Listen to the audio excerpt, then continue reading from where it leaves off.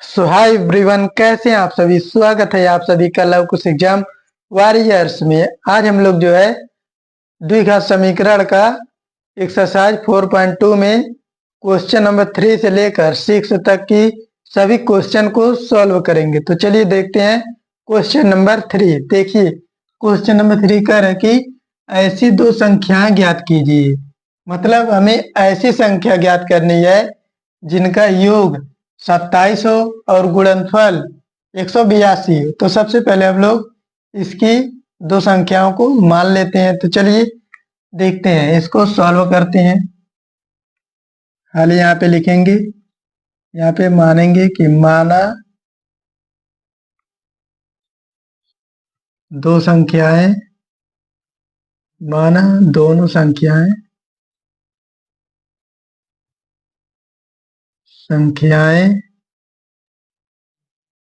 x तथा y है। अब कह रहे हैं कि अब प्रश्न के अनुसार हम लोग चलेंगे। प्रश्नानुसार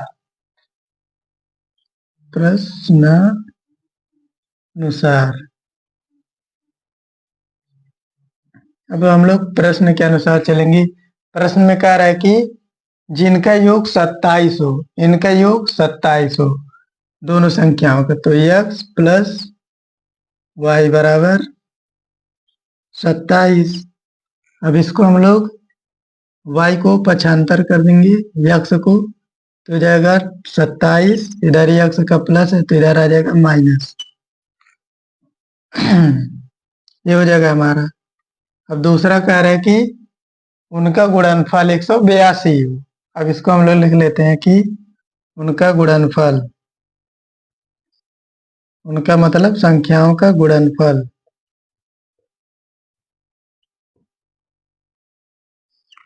उनका गुणनफल कह रहा है कि x into y is equal to 182। अब हम लोग ये जो y का मान है इसी में रख देते हैं। तो यहाँ पे हो जाएगा x इंटू वाई है 27 माइनस x, यहाँ पे हो जाएगा 182। यहाँ पे अब मल्टीप्लाई करेंगे तो हो जाएगा 27x माइनस का x स्क्वायर हो जाएगा इज इक्वल टू 182। अब इसको भी इधर कर लेंगे तो हो जाएगा ये 27x माइनस का x स्क्वायर, ये भी माइनस का 182 हो जाएगा क्योंकि ये प्लस का था। अब इधर हो जाएगा 0। अब इसको द्विघात समीकरण के रूप में लिख देंगे क्योंकि ये x स्क्वायर हो जाएगा, उसके बाद प्लस का 27x, उसके बाद माइनस का 182 इज इक्वल टू 0। अब यहाँ से माइनस कॉमन ले लेंगे। जब माइनस बाहर करेंगे तो इधर मल्टीप्लाई करेंगे 0 में तो ये भी 0 हो जाएगा। यहाँ पे हो जाएगा x स्क्वायर बचेगा, यहाँ पे माइनस कॉमन लिया होगा तो माइनस हो गया 27। यहाँ पे माइनस कॉमन लिया है तो हो जाएगा प्लस, यहाँ पे x रहेगा 182 हो जाएगा इज इक्वल टू 0। अब इसको हम लोग ये जो समीकरण है गुणनखंड विधि से सॉल्व करेंगे। तो ये सॉल्व करते हैं। देखिए ये x स्क्वायर माइनस का 27 x प्लस का 182 इज इक्वल टू 0। अब गुणनखंड विधि में होता है कि 182 को ऐसा तोड़ा जाए कि मल्टीप्लाई करने पे 182 आए, लेकिन जोड़ने या घटाने पर हमारा माइनस का 27 आना चाहिए। चलिए इसको हम लोग गुणनखंड करते हैं 182। इसको पहले 2 से काटेंगे, 2 9 18, 2 एकम 2। अब सीधे 7 से कटेगा, 7 एकम 7, 5 2, 7 त्रिक 21, 13 से कट जाएगा सीधा। अब यहाँ पे 2 7 14 और 13, 14 और 13 जुटेगा तो हो जाएगा 27 हो जाएगा ना। तो चलिए उसी प्रकार हम लोग कर देते हैं। एक्स स्क्वायर माइनस यहाँ पे हो जाएगा 14 plus 13 x plus 182 is equal to 0। यहाँ पे हो जाएगा x square minus 14x minus 13x plus 182। यहाँ पे देखिए अब जोड़ने पे -14 और 13 जोड़ेंगे तो हो जाएगा -27x। अब यहाँ पे x कॉमन लेंगे तो बचेगा x -14। यहाँ से -13 कॉमन लेंगे तो यहाँ पे बचेगा x -14 इज इक्वल टू 0। यहाँ पे हो जाएगा x -14, यहाँ पे हो जाएगा x -13 इक्वल टू 0। तो यहाँ पे x -14 इक्वल टू 0, तो x बराबर 14। यहाँ पे x -13 इक्वल टू 0, तो x बराबर 13। अब यहाँ पे हम लोग पहली संख्या माने थे x, मतलब x 14 या 13 दोनों आया है, तो दोनों हो सकता है। अब y का मान भी मेरे साथ निकालना है, तो यहाँ पे x की जगह यहाँ पे देखिए, यहाँ पे है x का मान यहाँ पे रखेंगे। मान लीजिए 14 लिया है, तो हमने y बराबर 27 माइनस x है, तो y बराबर 27 माइनस 14, तो y का मान 13। और जब यहाँ पे x का मान 13 लेंगे तो y बराबर 14 आएगा, इसलिए कोई भी इस पे दोनों ही सुटेबल हो सकते हैं। चलिए देखते हैं क्वेश्चन नंबर 2। क्वेश्चन नंबर 2 क्या कह रहा है कि दो क्रमागत धनात्मक पूर्णांक ज्ञात कीजिए जिनके वर्गों का योग 365 है। अब धनात्मक पूर्णांक क्या होता है, मतलब पॉजिटिव वैल्यू होनी चाहिए इसमें। तो इसमें पहले हम लोग मान लेते हैं, हल लिखेंगे। यहाँ पे माना दो धनात्मक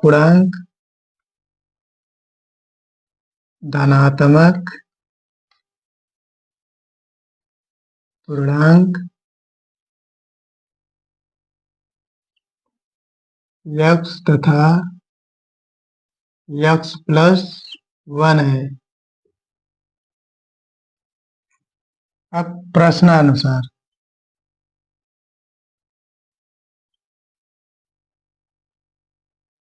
प्रश्न क्या कह रहा है कि जिनकी वर्गों का योग 365 हो, मतलब ये जो x है इसका वर्ग प्लस x प्लस 1 का वर्ग 365 हो, तब इसको हमें सॉल्व करना होगा। चलिए इसको अच्छे तरीके से सॉल्व करते हैं। देखिए x का स्क्वायर x स्क्वायर हो जाएगा, ये हमारा a प्लस बी के होल स्क्वायर है, तो x स्क्वायर हो जाएगा प्लस 2x 1 का स्क्वायर 1 होगा इक्वल टू 365। अब इसको हम लोग, ये हो जाएगा 2x स्क्वायर प्लस का 2x प्लस का 1, ये माइनस का 365 हो जाएगा इज इक्वल टू, ये 0 हो जाएगा। अब हमारा यहाँ पे आ जाएगा 2x स्क्वायर माइनस का 2x, यहाँ पे घटेगा तो ये माइनस का 364 हो जाएगा इज इक्वल टू 0। यहाँ से 2 हम लोग कॉमन ले लेंगे तो हो जाएगा x स्क्वायर माइनस का x माइनस का 2 1 जा 2 बचा 1, यहाँ पे 16 2 8 जा 16 2 2 जा 4 182 इज इक्वल टू 0। जब 2 इधर मल्टीप्लाई कर देंगे तो ये भी 0 हो जाएगा, तो बचा मेरे पास 2x square minus x minus 182 is equal to 0।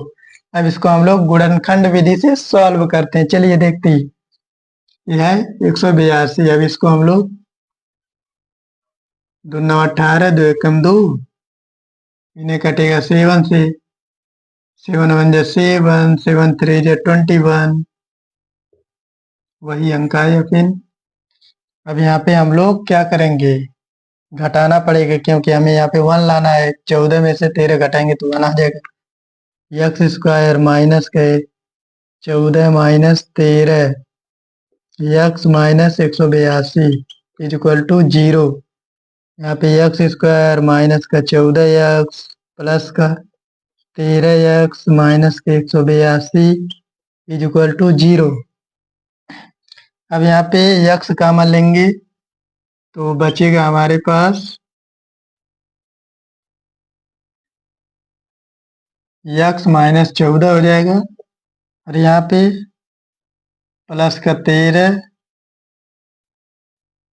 लेंगे तो बचेगा x minus 14। Is equal to 0। यहाँ पे हो जाएगा x माइनस 14 और यहाँ पे हो जाएगा x plus 13 is equal to 0। यहाँ पे x इज इक्वल टू हो जाएगा 14 और यहाँ पे x इज इक्वल टू हो जाएगा माइनस 13। अब क्योंकि धनात्मक पूर्णांक है तो हमें धनात्मक वाली अंक लेना है। तो मान लीजिए x का मान हो गया 14, माना पहली धनात्मक संख्या, पहला धनात्मक पूर्णांक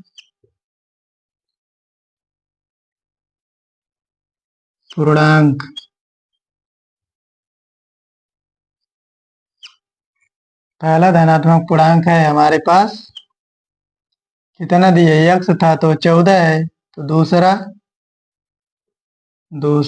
धनात्मक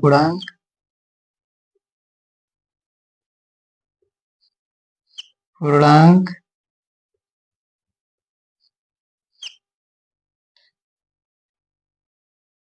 है x प्लस 1। इसका मतलब 14 प्लस 1 मतलब 15 आ गया।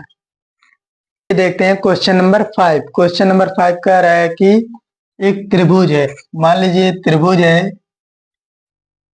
ये त्रिभुज है, समकोण त्रिभुज है, और जो इसका आधार है वो, जो इसका ऊंचाई है आधार से 7 सेंटीमीटर कम है। तो मान लीजिए उसकी ऊंचाई x है आधार, तो उसकी ऊंचाई जो है वो x माइनस 7 होगी। और दिया है उसका कर्ण 13 सेंटीमीटर। तो कह रहा है कि उसकी दोनों भुजाएं ज्ञात कीजिए, ए और ए। तो हमें दोनों भुजाएं ज्ञात करनी है, मतलब लंब और आधार ज्ञात करनी है। तो चलिए देखते हैं, ये 5वां क्वेश्चन हमारा हल करेंगे। देखिए इसमें माना ये जो त्रिभुज है, इसकी त्रिभुज की आधार बराबर x, तब उसकी ऊंचाई बराबर हो जाएगी x माइनस 7। ये प्रश्नानुसार है, प्रश्नानुसार, क्योंकि ये प्रश्न में कह रहा है। अब दिया है उसका कर्ण दिया है 13 सेंटीमीटर।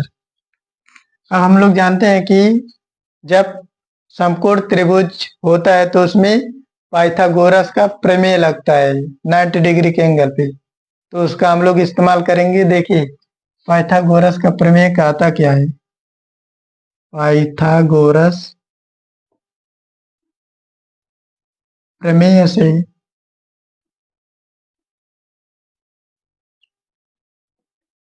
पाइथागोरस का प्रमेय क्या कहता है कि जो आधार का स्क्वायर होता है प्लस लंब का स्क्वायर, वो जो है कर्ण के स्क्वायर के बराबर होता है। आधार दिया है हमारा x प्लस लंब दिया है x माइनस 7, ऊंचाई इक्वल टू कर्ण दिया है 13 का स्क्वायर। अब यहाँ पे एक्स स्क्वायर हो जाएगा, प्लस का a माइनस बी का फार्मूला है तो एक्स स्क्वायर हो जाएगा, माइनस का 14x, अरे हो जाएगा प्लस का 49, 7 का वर्ग इक्वल टू 13 का वर्ग हो जाएगा 169। अब यहाँ पे जोड़ लेंगे हम लोग, ये 2x स्क्वायर हो जाएगा, माइनस का 14x प्लस का 49, इधर आएगा तो माइनस के 169 हो जाएगा, इक्वल टू 0 हो जाएगा। ये यहाँ पे देखेंगे 2x स्क्वायर माइनस के 14x, यहाँ पे घटेगा तो 9 में से 9 हो जाएगा 0, 6 में से 4 जाएगा 2, 1 बचा, माइनस वाला है तो माइनस लग जाएगा, यहाँ पे ये हो जाएगा 0। यहाँ पे 2 कॉमन ले लेंगे तो हो जाएगा एक्स स्क्वायर बचेगा, फिर माइनस का 7x माइनस का 60 बचेगा इज इक्वल टू 0। अब 2 के इधर ट्रांसफर कर देंगे तो ये भी 0 हो जाएगा, तो बचेगा x square minus 7x minus 60 is equal to 0। अब इसको हम लोग गुणनखंड विधि से सॉल्व करेंगे। देखिए यहाँ पे x square minus 7x minus 60। अब 60 का गुणनखंड करेंगे तो 2 तिया 6, 2 कम 2, 2 पचे 10, 3 पचे 15, 5 कम 5। अब हमें जोड़ने घटाने पे 7 आए, 3 चौक 12, 12 में से 5 जाएगा तो 7 हो जाएगा मेरा। X square minus 12 minus 5 minus 60 x is equal to 0। X square minus 12x plus 5x minus 60 is equal to 0। अब यहाँ पे x कॉमन लेंगे तो x माइनस 12। अब यहाँ पे प्लस का 5 कॉमन लेंगे तो यहाँ पे x माइनस 12 हो जाएगा इज इक्वल टू 0।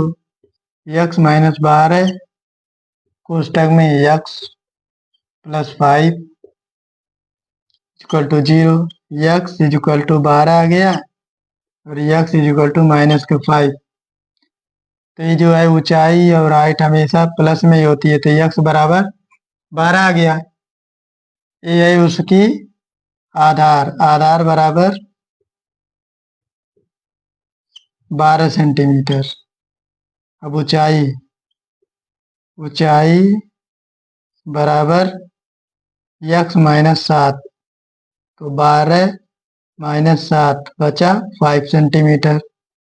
यही हमारे आंसर हो गए। चलिए देखते हैं क्वेश्चन नंबर 6। क्वेश्चन नंबर 6 कह रहा है कि एक कुटीर उद्योग एक दिन में कुछ बर्तनों का निर्माण करता है। मान लीजिए कुछ बर्तनों का निर्माण करता है।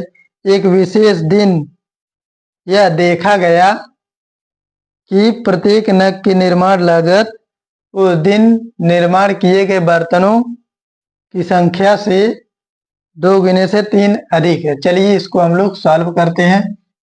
यह हमारा छठा क्वेश्चन कह रहा है कि तो हम लोग सबसे पहले इसमें मान लेते हैं। माना निर्माण किए गए बर्तनों की संख्या,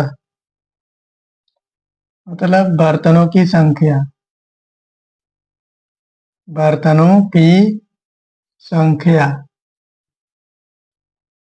माना बर्तनों की संख्या x है। अब उसमें नग की लागत जो है, नग की लागत, अब इसी बर्तन में लागत रहेगी 2 गुने से 3 अधिक है, मतलब 2 गुना से 3 अधिक बा यही लागत। अब कह रहा है कि यदि उस दिन कुल निर्माण की गई लागत 90 रुपए थी, तब जो है प्रत्येक नग की लागत ज्ञात करनी है। बर्तनों की संख्या और निर्माण की लागत ज्ञात करनी है। कुल निर्माण लागत, कुल प्रश्नानुसार यही पे था अकॉर्डिंग टू क्वेश्चन। अब कह रहा है कुल निर्माण लागत, कुल निर्माण लागत बराबर बर्तनों की संख्या जो है, बर्तनों की संख्या हो जाएगी गुणे जो है नग की लागत है, क्योंकि पूरा लागत पूछ रहा है इसमें, नग की लागत। अब जो बर्तनों की संख्या x है और कुल निर्माण लागत 2x plus 3 is equal to कितना लग रहा है 90 रुपए। यहाँ पे 2x स्क्वायर प्लस का 3x इज इक्वल टू 90। यहाँ पे हो जाएगा हमारा 2x स्क्वायर plus 3x minus 90 is equal to 0। अब हमें यहाँ पे इसे 2 है तो इसे मल्टीप्लाई करना पड़ेगा।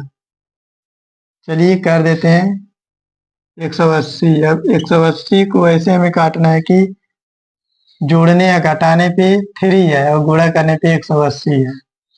तो यहाँ पे 2 9 18 हो जाएगा, 2 चौका 8, 2 पचे 10, 3 कम 3, 3 पचे 15, 3 पचे 15, 5 कम 5, तो हो जाएगा 3 4 तिया 12, 5 तिया 15, 15 माइनस 12। ये सही रहेगा। 2x² प्लस का 15 minus 12 x minus 90 is equal to 0। यहाँ पे आ गया 2x² प्लस का 15x माइनस का 12x माइनस का 90 इजिकल टू 0। यहाँ पे x कॉमन होगा तो 2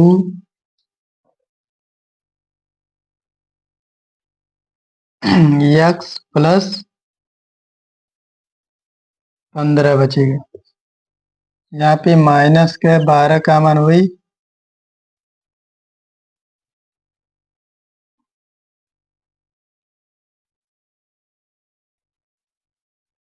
यहाँ पे 2x² 2x प्लस 15, यहाँ पे माइनस के 6 कॉमन,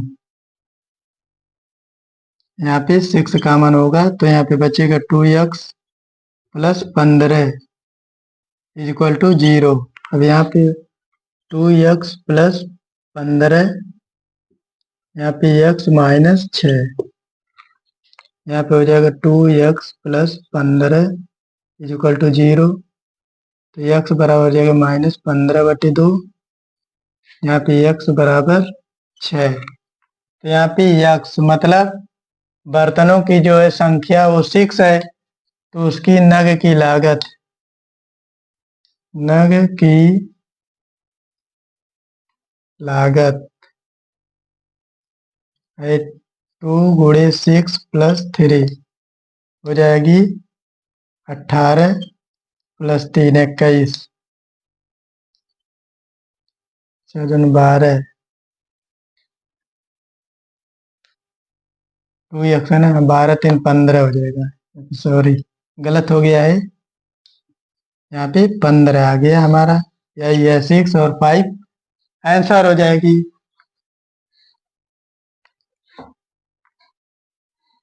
और ऐसे ही मजेदार वीडियो देखने के लिए हमारे चैनल लव कुश एग्जाम वॉरियर्स को सब्सक्राइब कीजिए और बेल आइकन को दबाना मत भूलिए।